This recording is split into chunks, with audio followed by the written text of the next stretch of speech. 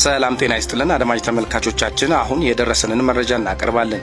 ከመቀሌ ወደ አዲስ አበባ የሚያስገባ ዋናው መንገድ በአፋር ኃይል መዘጋቱ ተነገረ። የህወሓት ጦስ ለህዝቡ መትረፉ አይቀርም ይመስላል። ከትላንት በስቲያ ማምሻው ላይ ሰተት ብሎ የሉሲዎች መንደር የገባው የህወሓት ታጣቂ ቡድን አሁን እንዳሰበው አልሆነለትም።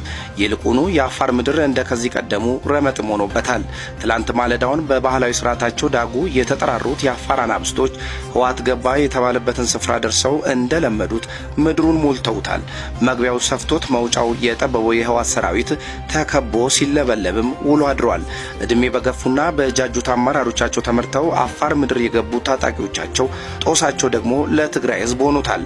በአፋር በኩል የሰሜኑ ክፍል የሚያገናኘው ዋናው መንገድ በአፋር አናብስቶች ሙሉ በሙሉ በሚባል መልኩ ተዘግቷል። ይህ ደግሞ ቀድሞውኑ በመከራና ችግር ሲራቆት ለነበረው የትግራይ ህዝብ በእንቅርት ላይ ጆሮ ደግፍ እንዲሉት ሆኖባቸዋል። የዚህ መንገድ መዘጋት ደግሞ የየዕለት ኑሯቸው ላይ የሚያሳድረው ጫና እንዲህ በቀላሉ የሚታይም አይደለም። ከዚሁ ጋር በተያያዘ መረጃ ማምሻውን ጀግናው የኢትዮጵያ አየር ኃይል በአፋር ክልል መጋሌ ወረራ በፈጸሙት የሻዕቢያና የህወሓት ወራሪ ቡድን ላይ ይዘውት በገቡት የጦር መሳሪያ ላይ በድሮን በታገዘ ጥቃት ከባድ ውድመት በማድረስ የያዙትን ጦር መሳሪያ ወደ አመድነት ቀይሮባቸዋል።